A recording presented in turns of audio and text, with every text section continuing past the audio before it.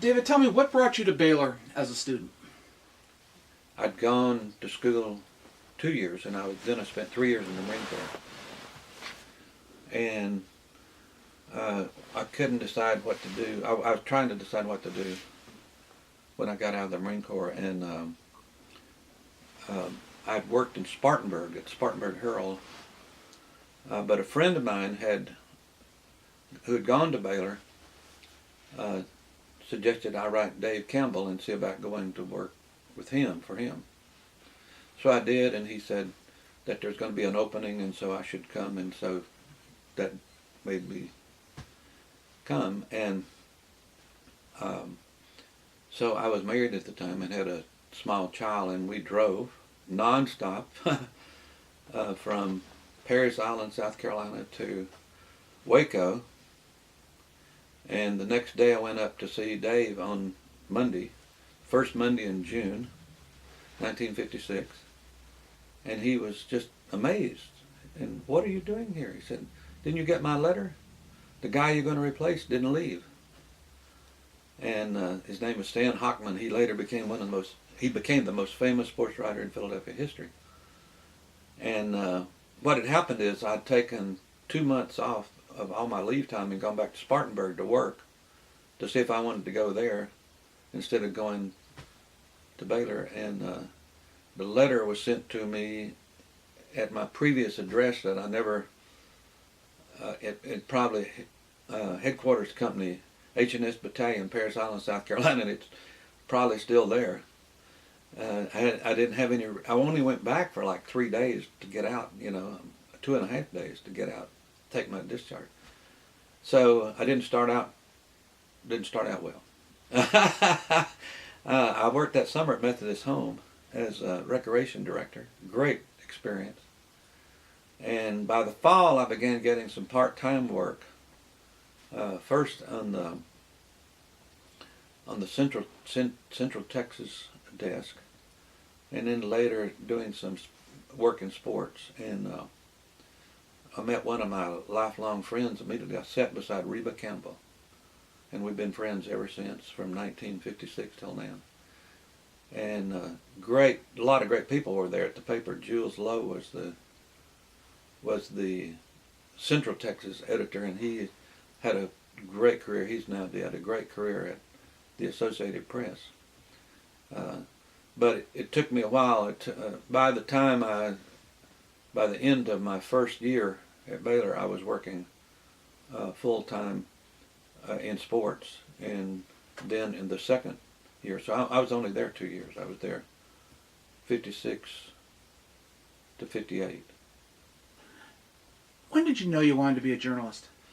I fell into it by accident. When I was a boy, I broke my this arm, twice, including almost breaking it off once. And as you can tell, I've had this great shake all these years, which has come in handy because people think I'm nervous.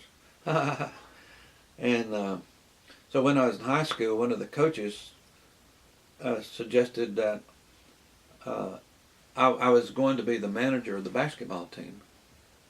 And he suggested that I call in or write a story for the local newspaper. I was in the 9th grade. Is that right?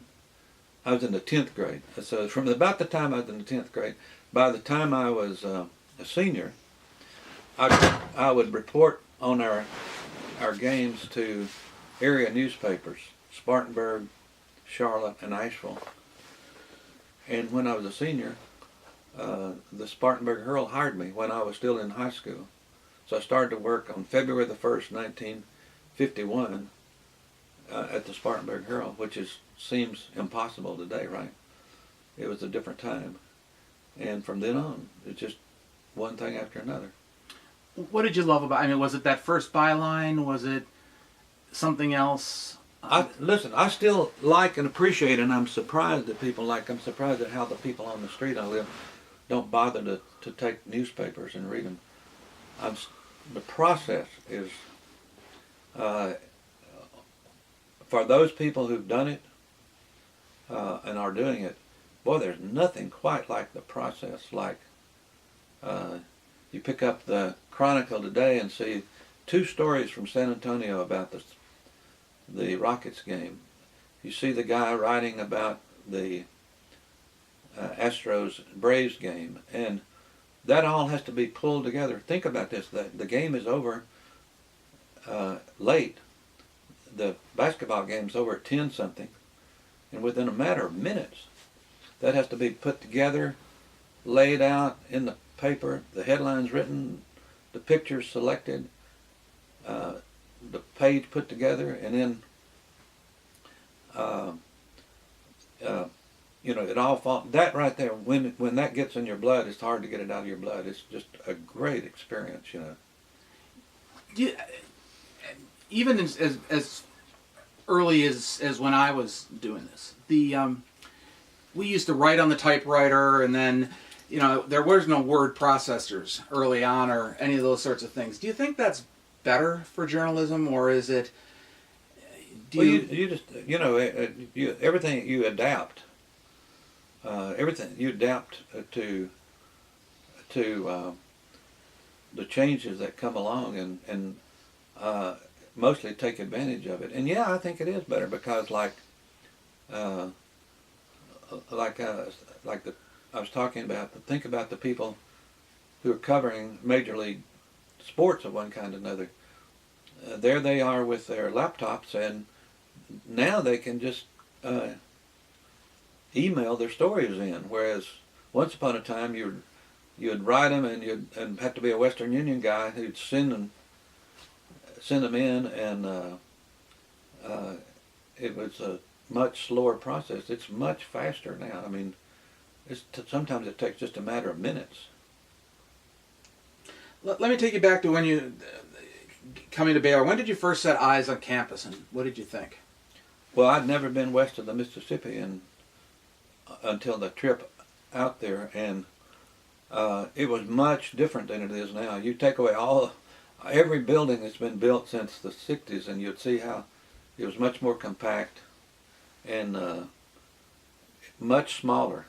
I imagine when I was a student, we probably had around 5,000 students at most, and it was the size, I think, is the main thing, and everything that you see now